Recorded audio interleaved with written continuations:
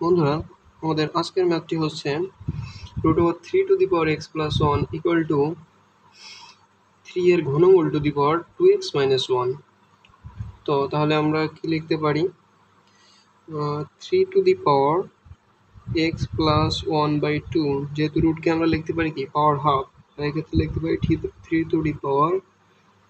2x - 1/3, যেহেতু ঘনমূল এগুলোটা আমরা লিখতে পারি 1/3।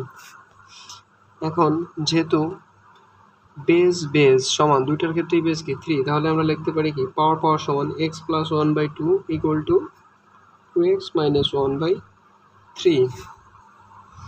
তারপর কি লিখতে পারি? 3 এর সাথে x + 1 গুণ করলে কি হয়? 3x + 3 = 4x - 2। আর আমরা কি লিখতে পারি? এটা যদি এই সাইডে লিখি 4x, এটা এই সাইডে আসলে কি হবে? 4x - 3x = আমরা কি লিখতে পারি? 4x - 3x, এটা এই সাইডে আনছি আমরা মনে করতে পারি। = লিখতে পারি কত? 3 + 2 = কত? x = 5। ধন্যবাদ বন্ধুরা।